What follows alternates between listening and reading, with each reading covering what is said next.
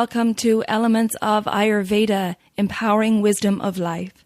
I'm your host, Colette, and in this podcast, I hope to empower you to take charge of your own health by sharing the holistic teachings of Ayurveda, the ancient healing tradition from India. We will also discuss topics like health and wellness, nutrition, yoga, fitness, meditation, breath work, and much more, as well as interviewing lots of inspiring people along the way. My humble wish is to help you to connect to your true nature, to Mother Nature, and to each other. If you like the content, be sure to subscribe to the show, and the new episodes will automatically download for you to enjoy. If you're new to Ayurveda, I recommend you listen to the first couple of episodes where I do an introduction to Ayurveda and the mind-body types.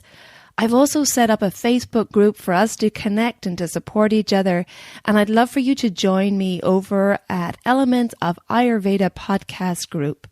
And now, here's the show. Hello, and welcome to Elements of Ayurveda. Today, I have Amy Wheeler with me, our regular guest. Hi, Amy. Good morning. Thank you for having me. Lovely always to have you on the show. And today, Amy and I are going to talk about grief. Now, grief is a part of life. However, until it happens, most of us rarely talk about it or prepare for it. And Amy went through your own story of grief recently, Amy, right? With the loss of your mom. Yes, I did on September 11th. So It's been a couple of months now. Right. And thank you so much. You're going to share the story with us today. And I think it's so amazing that you're willing to share the story and that we just get to have a discussion on this today, because like I said, it's something that we're all going to come across in life. It's part of life. But until it happens, most of us never discuss it. Right, Amy? Yeah, I think that's one of the reasons I'm willing to risk crying on air. Already I can feel emotional about it. It was really surprising to me. My mom passed away unexpectedly with a heart condition, and we all thought she was the picture of perfect health, and she'd be like the one who'd live to 100. And we just had no idea. So it was very shocking. And when I posted on Facebook that my mother had passed away, I was so blown, my mind and my heart just blew up, because over 500 people took time to write a small note of condolence, many of them who I didn't even know. And almost all of them said, yes, I lost my mom, and I know how you're feeling, and I feel you, I empathize with you. And it was such I've never had 500 people comment on any Facebook post in my life, or even close. Yeah. And it made me understand that grief is something so many people are carrying around and would love to talk about and love to have the opportunity to have human connection around it. But our society doesn't really want to talk about it. It's too dark. It's too heavy. It's, unpleasant. And it just occurred to me that, wow, this is a big opportunity for all of us to share in this human experience that sooner or later we will experience. And when we say grief, of course, we're talking about any loss, whether it's a job or a partner or a dream or financial stability. It doesn't just have to be death of a loved one. Right, absolutely. And it is amazing. I did see that outpouring of emotion and support on your Facebook page, and it was so beautiful to see it. And it's amazing how when there is a loss, that it is this opportunity for community as well, where today, we're feeling so disconnected in our world. And when there is pain or suffering, be it a loss of a loved one or natural disasters or an accident, we see this innate quality in us to come forward and want to comfort and also just support that person in need.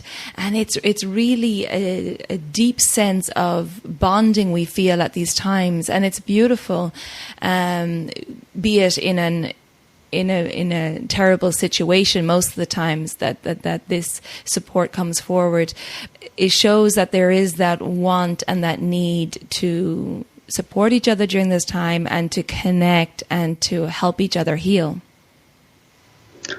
Yes, and it's very interesting because, at first when I was in shock, I just got busy and, helped to sort through clothes and figure out finances and all the, prepare for the funeral. And, so for the first month, you're very focused and busy. And I don't think I was really feeling.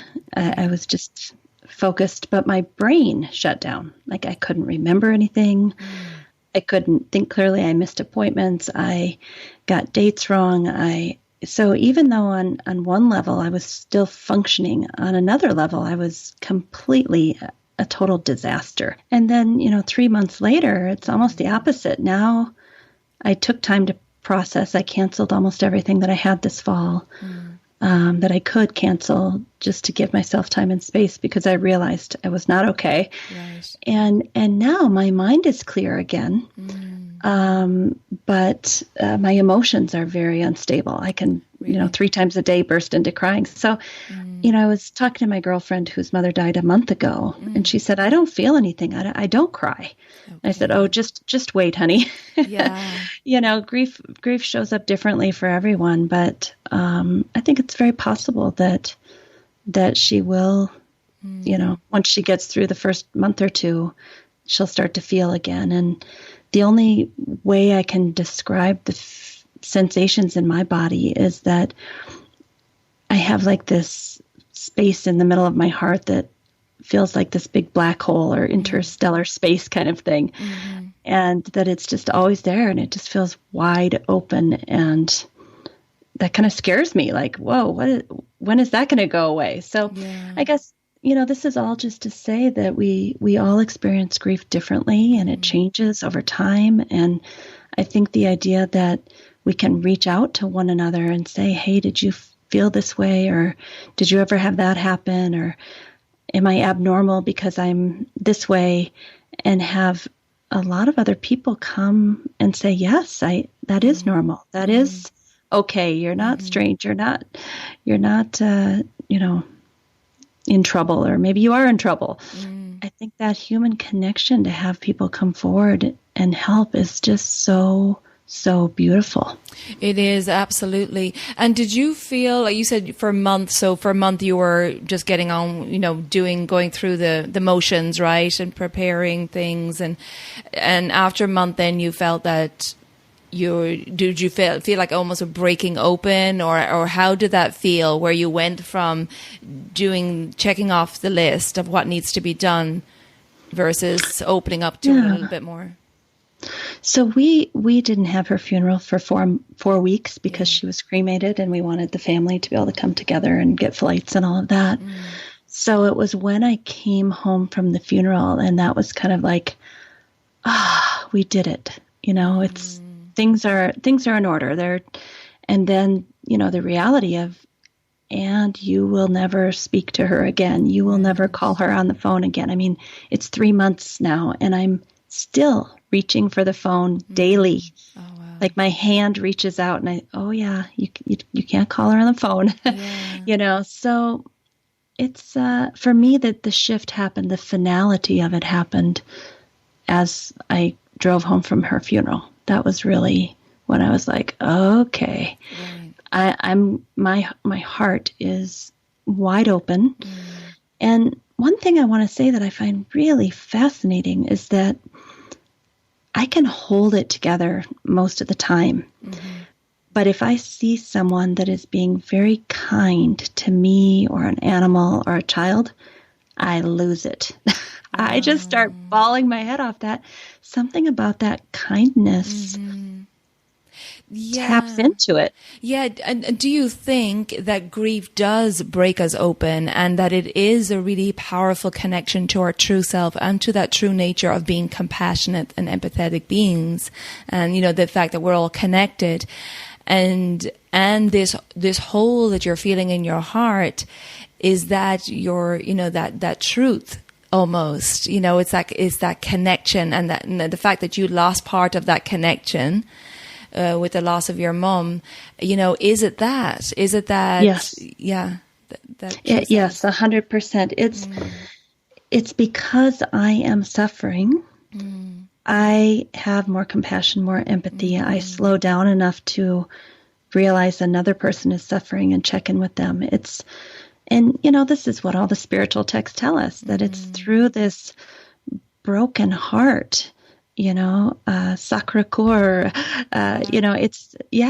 it's through that we become more compassionate human beings. And I am experiencing it right now. I have more empathy and compassion, even for who I might normally perceive to be my enemies. I can just tap into, they're suffering, they're feeling pain too.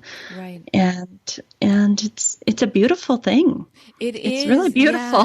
Yeah. It is if it's dealt with correctly. And I do totally believe that grief, it can be a powerful period of spiritual growth and connection to the true self. However, right, if somebody just suppresses it, then that grief can turn into fear or anger, right? If it's not dealt with. I see that too. I mean, you see people who, 2 years after their spouses died, still haven't cleaned out the closet with all their clothes in it, and they're become a hermit. Yeah. And I think, like I said, we all deal with it differently. I heard a great quote recently. It was from this author, Charles Eisenstein, and he said that fear is a bodyguard for grief. Okay, Charles was my mother's favorite author, so that's very interesting. Oh my gosh, I just got goosebumps. Really? You are kidding me. No, absolutely. She studied with him. Really? Yeah. Oh my gosh. I just listened to his podcast. I listened to it the other day, and I went before we spoke, we're recording this, I went for a walk on the beach and I re-listened to it because he was talking about it in terms of the political situation right now. But wow, that's amazing. And I have to say, I know not everyone believes in life after death, and not everyone believes that they go somewhere. Some people really truly feel that, the atoms that make us up become worm food. But I cannot even tell you how many strange things like this are happening. It's daily. Wow. It is daily. Really? Well, I feel that. Yes. I feel emotional after you just told me that. I feel it like deep in my heart that you just told me that was your mother's favorite author. And she mentioned him regularly, and she went to his seminars, and she really thought he was the answer to all the world's problems. Wow. Well, I've just discovered him. I'm pretty amazed by what he has to say. That is quite amazing that correlation just happened there, and I don't believe there's any such thing as coincidence. I think it's all messages coming through. So you've been experiencing a few of these recently? Oh, yeah. Yeah, that's beautiful. It's just the whole thing, and I even, I'm going to be really honest and say that I do question what happens after death. I don't know for sure. I'm open to, the fact that there is life after death. I'm open to reincarnation. I'm open to these things, but I don't count on it, because I kind of feel like I need to take every single precious day as it is right now and do the best I can. There's no guarantees that there's something else out there.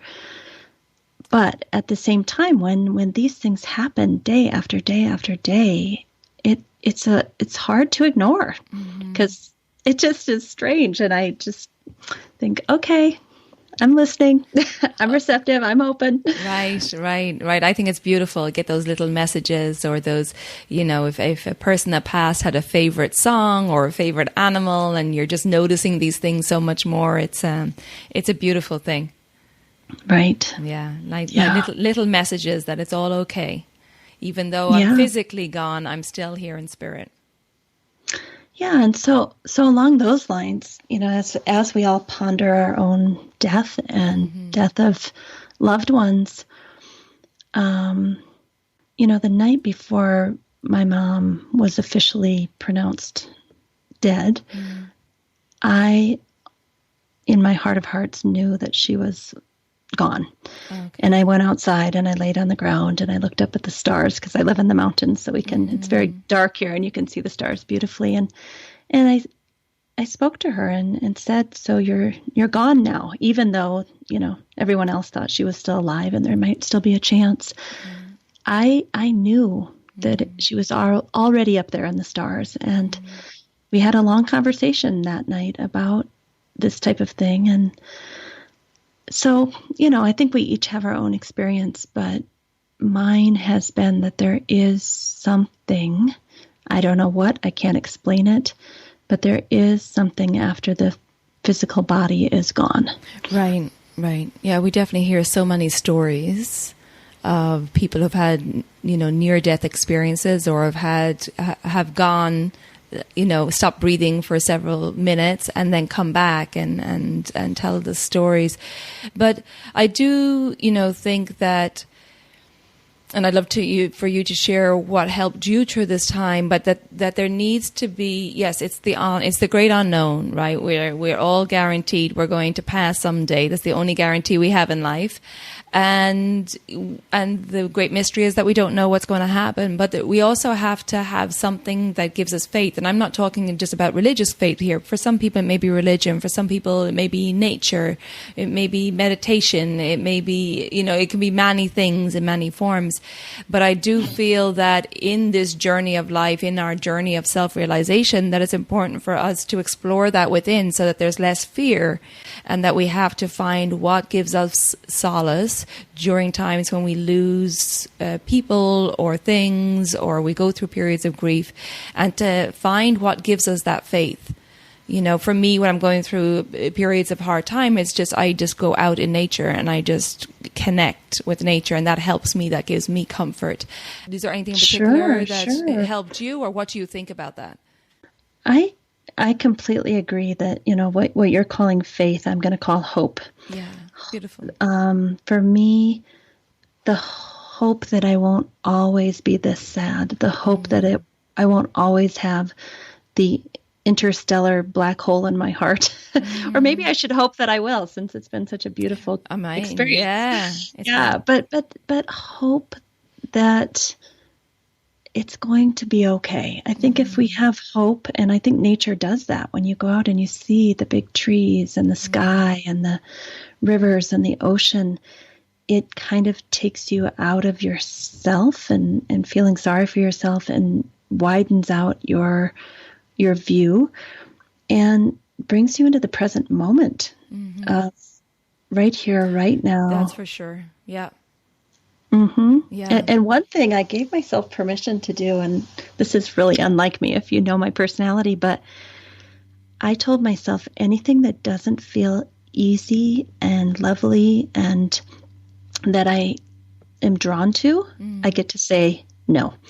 Whether it's a conversation, a task, a job, a person, anything. I gave myself for 3 months. I just said, you can just say no thank you, my mother's passed, I'm going inward, no thank you, and use it as an excuse to. And I got to tell you, I wish I just lived like that all the time. Well, why can't you? I know. I think that's the way we should all be living. If something doesn't resonate with us, to be honest, to be upfront and say, you know what, no. Yep. So maybe this is the new Amy going forward. Yeah, and I just want to give everyone permission, if you're grieving, to just check in with yourself deeply and say, do you want to go towards this? And if your heart isn't drawing you towards it, just say no thank you. Yeah, absolutely. And what's coming to my mind now is, grief can take so many forms. Like we talked about fear already, and shame. It depends on the circumstances, of course. Regret, yeah. So many different forms. And, for people to deal with it then, when I say deal with it, I mean not get over it.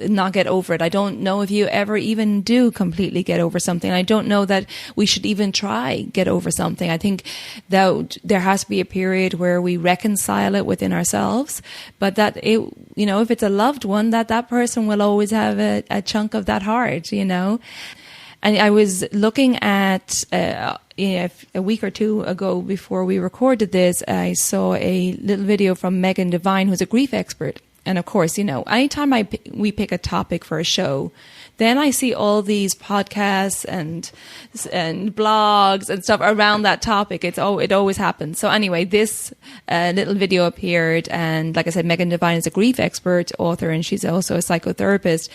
And she said that, when you're dealing with someone, when you're helping somebody dealing with grief, that cheering people up or telling them to be strong and persevere really doesn't work. And that grief is really a puzzle and it's different for everyone. But to allow that person to be in pain for the small and the big losses, whatever it is. And Megan went on to quote Park Palmer, who says that the human soul doesn't want to be advised, fixed, or saved during these periods. It simply wants to be witnessed exactly as it is.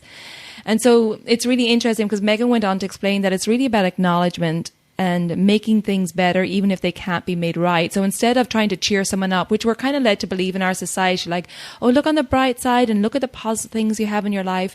But it's really just about, being there in joining them in their pain.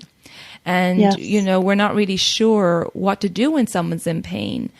But she said that the best thing to do in the radical act is just to allow them to hurt. And it's rare to be able to talk people out of their pain. But if you really want to cheer people up, then just be there with them and kind of, say that, I'm sorry for what's happened. Do you want to talk about it? Rather than trying to pull them out of it. I agree. Just holding space, should they feel like talking about it. And someone said something recently that I thought was so beautiful. They said to me, Amy, is there a story you'd like to tell me about your mom? Oh, that's lovely. And that's the best gift, to be able to share her with a stranger who never met her, that loves me and give me the space to tell the story that came to mind for me. And it was just a beautiful, beautiful way to hold space for me. Oh, that's great. That is a lovely way to help somebody. Yeah, that was my favorite. I think throughout this, so many people have been so kind, and every act of kindness has been lovely. But I especially loved that one. That was nice. Yeah, because sometimes people really don't know how to handle a situation where there is loss. And sometimes people avoid the person because they literally don't have the words. And I think that you don't even need to worry about really having the words, that it's just, saying that I'm here for you, or at least trying to maybe help with errands or cooking for them, or just to be there. Like you said, just hold space for them. And just to let them know that they're not alone. Because I think staying away from a person because you can't find the right words, or whatever words you come up with don't seem helpful. But just being in their company and just sitting with them in it, like Megan Devine says, just sitting in the pain with them. And allowing them to be imperfect. Right. I had my college students. She died a week before my fall classes began. And the first month of classes was the biggest disaster I've ever had in 22 years. I was a fumbling, bumbling mess. And after about 3 weeks of it, my students were many of them have taken classes with me before where I've really been on it. And I could just see in their eyes, them looking at me like, what is going on? And so finally I said, look, I don't want to put this on you guys. I don't want to make this your problem, but I feel I need to explain what's going on with me. And, I told them my mother's passed and I'm struggling. And they were so kind to let me be in this imperfect, messy, disorganized state, giving wrong assignments and wrong due dates. They just were like, it's fine, Amy, or they didn't call me Amy, Dr. Wheeler.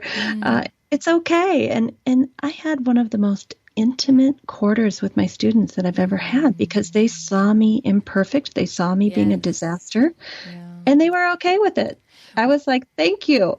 Right. And that's it. That's going back to that community and that deep connection that comes with times like this. Like we see it in the natural disasters that have occurred, how people just dig in and they just get on with it and they help each other, and that community comes in, and there's people grieving for their loss of their homes or whatever disasters occur. And that it's such an opportunity, because at that time it's a very raw emotions. And there's no facade, there's no pretense, there's no ego. It's just pure rawness that comes out. And so it's and can I tell you, I'm a little bit not as refined as I like to show up, but I kind of like the rawness. Yeah. Well, yeah. You know? Yeah, absolutely. There's something really earthy about it, very authentic, like just you get to be exactly who you are in this moment with no pretense, no image, just like, yep, I'm here, I'm a mess. I love you too. Right. But don't you think that's what people connect with, is like, oh, okay, you know, especially going back to your students, they see you as Dr. Wheeler, you know, like Dr. Wheeler comes in, she's, you know, they may aspire to be you someday and they look up to you. And then when you come in and you're like, you know what, I don't have it together right now, and here's why. They're like, oh, okay, so she's just like me sometimes, you know? Yes. And that will make for a deeper connection going forward. Absolutely.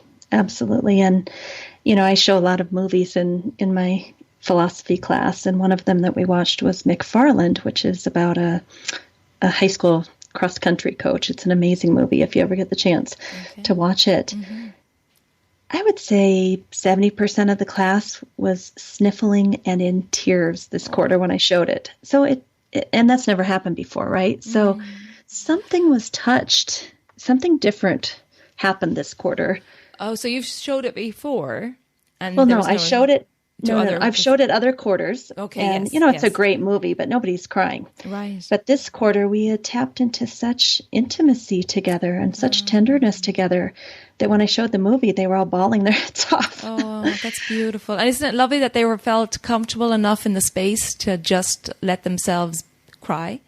Yeah, absolutely. And they could tap into the message of the movie, which is a very heartfelt message, instead of having this wall up that, I'm in my college classroom, I better hold it together, you know? Well, it speaks volumes about the space, the safe space that you've created from them there. And that's another thing too. It's like really, you know, and again, going back to at the start where you said, you know, after your mom passed, that you were going through the checklist of things to do. And it wasn't until you got home and in that safe space again that you could really allow the emotions to bubble up and to really deal with it.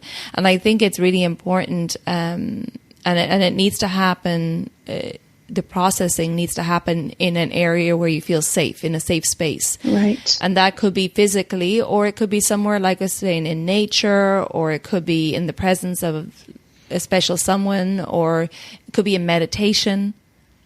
Yeah. And I want to point out, because, you know, we're talking about all this sadness and depression and the black hole of the heart, but there are many people that when a loss happens, they actually feel relief because whatever it was that they lost, a person, a job, you know, was so painful, so hard. Every day was a struggle with that relationship, that when the person finally passes, it's a relief.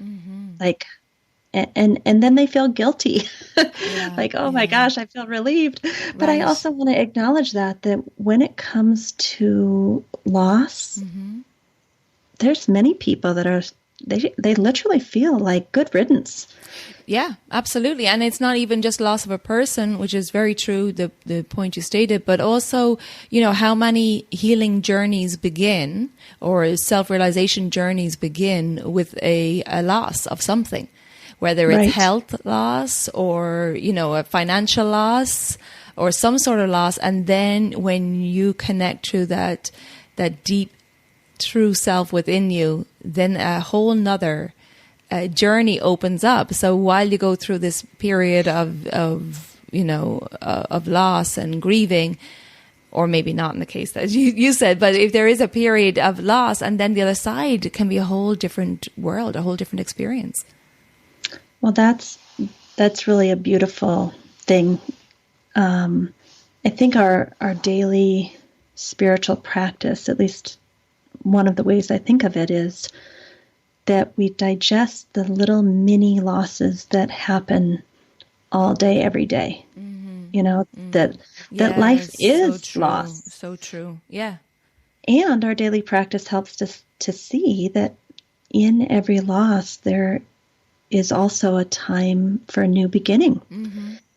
And through our daily practice, we celebrate and feel joyful about that. And so if we do that every day of our lives with smaller things, of the mini losses and the mini new beginnings, I think it actually creates a little more ease when the big things happen. So for me, one of the things that's happened with my mother's loss, she could be critical of me. She was the one who told me the truth about myself, and not in a mean way, but in a wake up girl kind of way. And the good side of that is she helped to keep me more humble and helped me to not get, too far out there ahead of myself. Right. But the bad thing was it sometimes created doubt in me.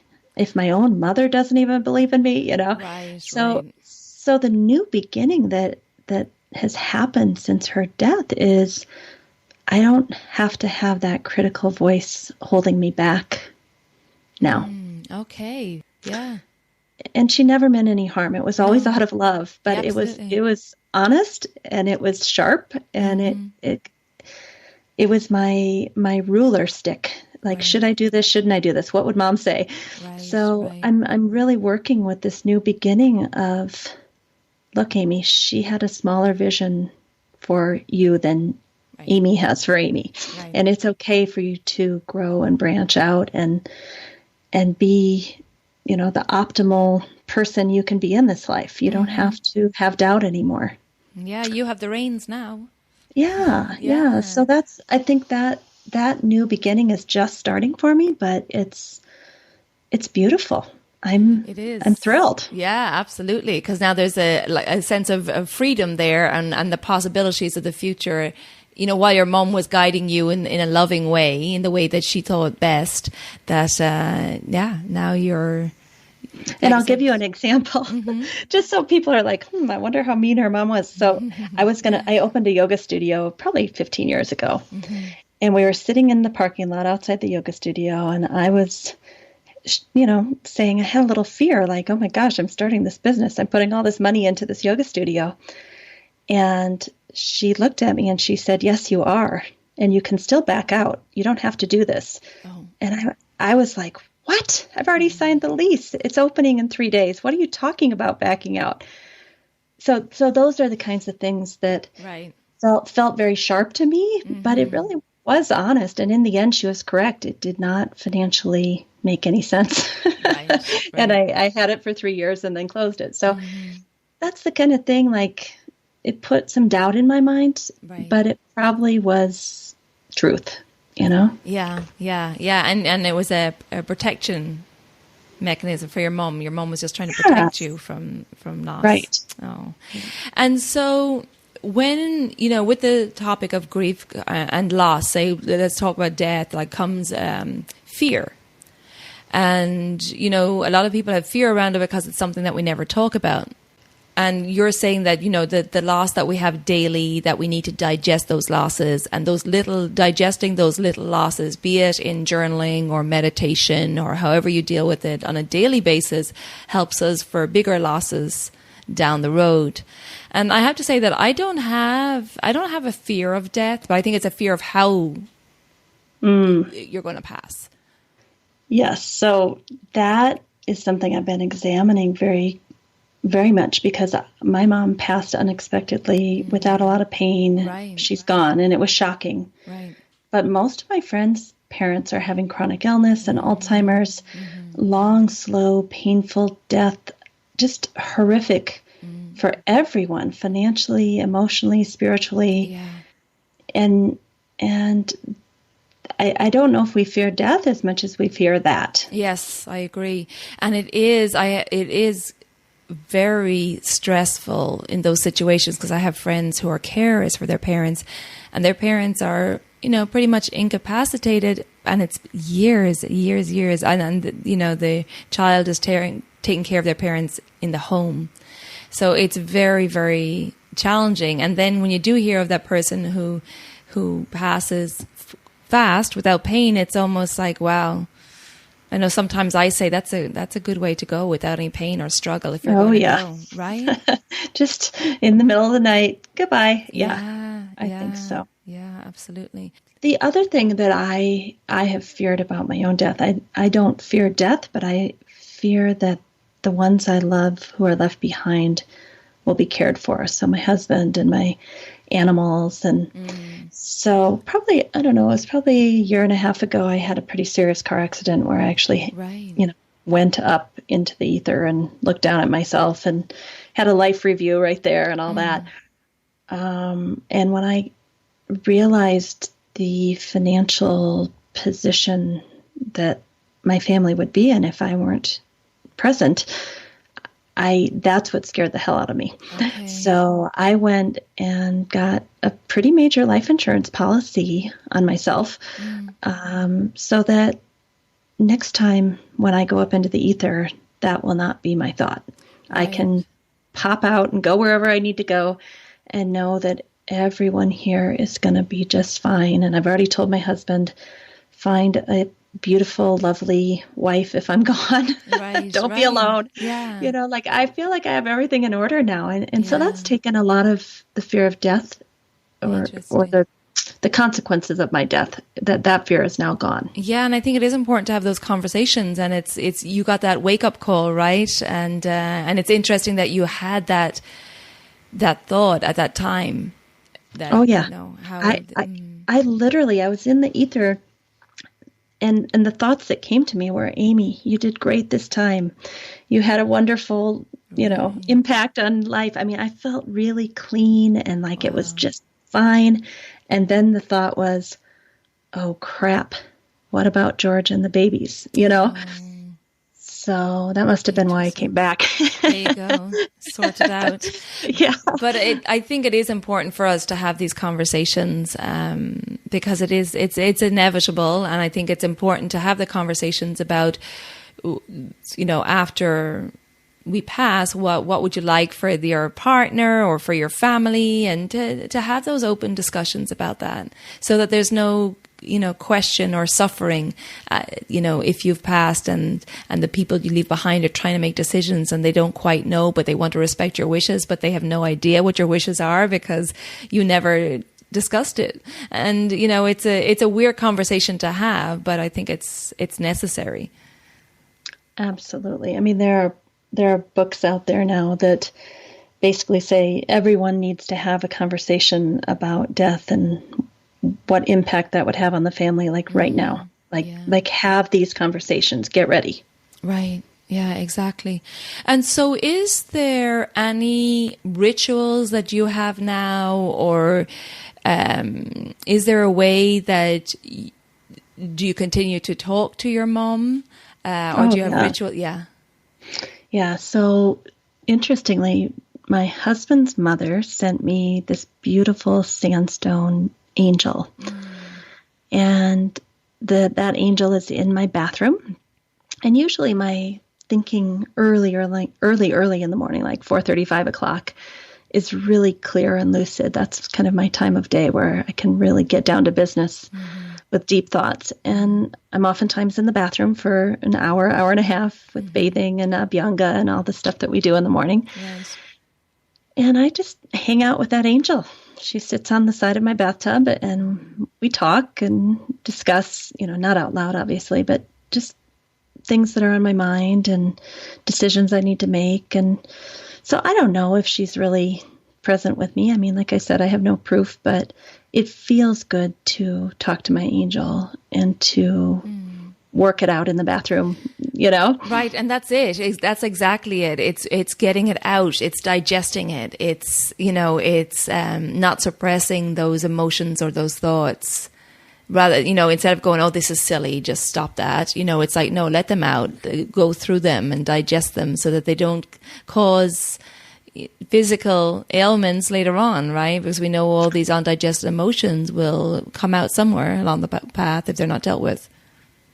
Yeah, and I think it's really important to give ourselves a place, a space, a time to do it every single day. And for me, the bathtub is that, because if you start crying, it's fine. You're in the bathtub. Right. Nobody's going to come in and bother me. Well, maybe a cat or a dog, but,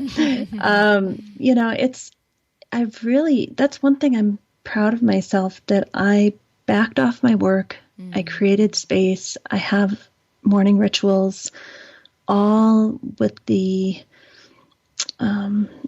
decision that I was going to really digest whatever my mom's death brought up in me. I was going to allow myself that time and space to digest and continue to.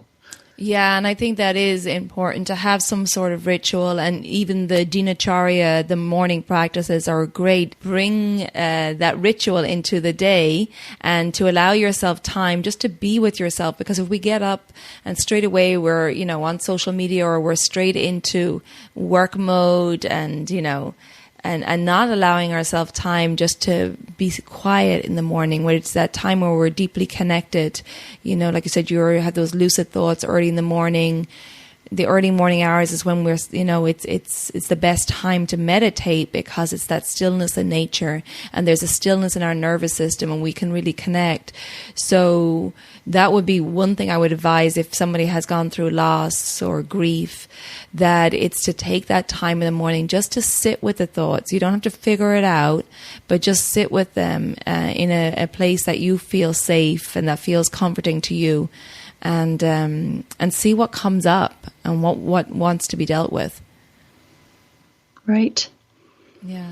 And then as it comes up at other times during the day, some very inopportune times, like give yourself 5 minutes to go feel, like literally leave the meeting and go into the bathroom stall and just breathe and feel and hang out in there for I just think pushing it away and saying, "Oh, I'll deal with this at 8:00 tonight," doesn't work. No. You have to, when the emotion comes up and the tears come into your eyes, or you can't swallow because your throat just choked up, just give yourself the space to go process that in the moment and be present with yourself. Yeah, absolutely. And I know Ayurveda and yoga both agree that the grief or loss of any form is a way of just really breaking us open, and it wakes us up to our true self, and it can be a really profound time of spiritual growth, of self-development, and really looking deep within.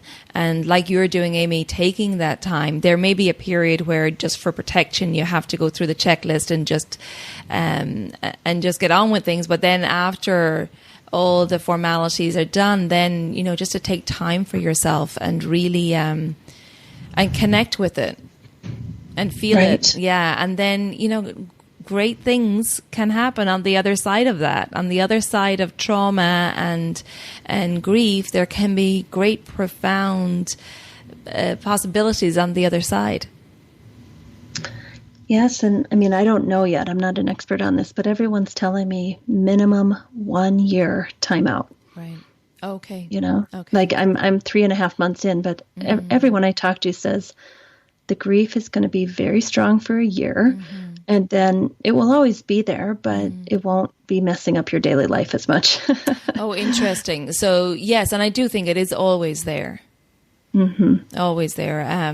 But that's interesting that they say so for a year to just keep things really simple. Yep, absolutely. Food, simple, commitments, relationships, just pare down to the basics. And it feels so good. Yeah. I do feel like I want to live this way. Well, hey, it could be a whole new beginning. Yes. And I do think it's important to lean on the practices, to lean on the dinacharya, the yoga, the meditation, lean and find on those practices and find comfort in them. That's, why we have them in our lives and why we talk about them so much, because they can really be a stable force during times of grief, and especially when people around us, I've gone through periods of grief and where maybe you find people are not saying the right thing, or they're trying to advise you, so maybe you don't feel heard, or they're trying to have you look at the positive side, and you're like, well, I can't really even go there right now. So you're almost getting frustrated with people around you who are trying to help, but sticking with the dinacharya, like I said, or the meditation or the breath work or yoga, you can really find some comfort in those if you can't find it in conversations. Absolutely. Absolutely. Yeah. And completely agree. Amy, would you have advice for people out there today who are going through a period of grief? Would you have advice on how they could deal with that, or what has helped you? Yes. It's really brought the yogic teachings of detachment like right up in my face, and I call myself a Christian Buddhist yogi. Mm-hmm. So from the Buddhist teachings, I take this acceptance of impermanence, that every flower starts as a seed and sprouts through the earth and manifests into its full glory, and then starts to shrink and passes on and becomes another form as it, the 5 elements that make up that flower transform into the earth. And if I really allow myself to understand the beginning, the middle, and the end of everything, not just my mother's passing, but of my life, and it makes me more present, because I'm in the phase of life where the bloom is starting to really, do its thing. Right. And enjoying this moment, but also knowing that there's going to be a time where my body and my mind are not going to be in this form, in this expression anymore. And whether it's a project you're working on, knowing there's always a beginning, a middle, and an end, and just planning for it. Yeah. Frankly. Yeah. This relationship is fantastic, and there will be a time that we will be in pain because it will have ended for one reason or another, and I think that keeps me in the present moment. It keeps me out of fear, because we always fear what's in the future. Yeah. Well, if you just already plan that, one day this is probably not going to be like it is now, I better really take this up and enjoy it and be present with it. Right. That's beautiful. Yeah, because we only have right now. And that's what it all really comes back to all the time. All these yoga and meditation, Ayurveda, teaching us to be in the moment, because that's all we really know. So that's beautiful advice. Thank you for that. So, I think, it is a heavy topic that we're covering today, but I do think, like I said a moment ago, that on the other side of grief, and you're experiencing this, Amy, that you're experiencing this freedom, you're experiencing this insight into a new way of living that is exciting for the future. Yes, and it still hurts. We can hold both of those at the same time. I think that's really the key, is to have that black hole in your heart where you can cry at it, cry every time you see a kitten. Yeah. And at the same time, to hold that there's more space for me to be who I'm meant to be in this life. Right. Also. Yeah. It also made me acutely aware of all the people who never had a loving parent, who never had people contributing to them, who never had people who cared enough to say, don't open the yoga studio, or people who were adopted and have this longing to know who that biological parent is. I've just become so aware of the people who don't even have the chance to grieve in the way that I've had the chance to grieve. And what a blessing it is to have been given the chance to grieve like this. And just to kind of end our show on this note where we started, that all of humanity is suffering. All of us have pain. All of us have grief over loss of some sort. And that's what it means to be human, and we're all in this together. And we need to talk about it. We need to express emotions that maybe aren't as pleasant to talk about. We need to allow each other space to tell stories about loved ones that have passed on. Right, absolutely. And not always trying to make things better. Right. So, yes, that is so important. Well, Amy, thank you so much for sharing today. I think this is really going to be beneficial for people, and it's something that we need to talk more about. So I'm glad we had this discussion today. So, my dear, I really appreciate it that you shared your story with us today. Thank you so much. And you gave me the opportunity to share what's in my heart in the hopes of letting someone else know that they're not alone. Well, we are very grateful. Thank you. Thank you. And I look forward to our next conversation. Me too. Thank you. Thank you. Take care.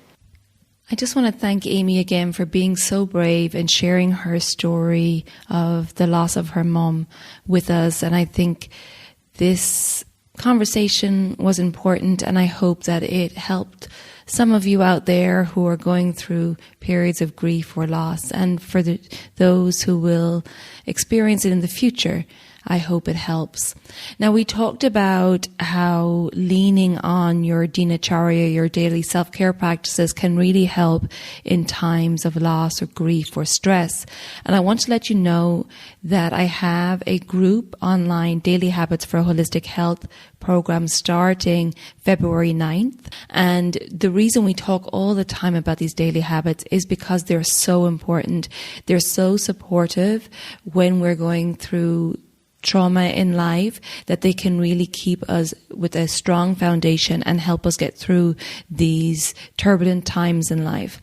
So in this 4-week online course, we're going to be implementing daily self-care practices and routines, and we'll also talk a lot about understanding the different mental qualities and how to achieve mental balance, and the foundation of becoming an Ayurvedic healer and becoming your own healer, along with learning about how to tap into your intuition and bring out the compassion and positivity, and how that impacts your health and well-being as well as with those around you.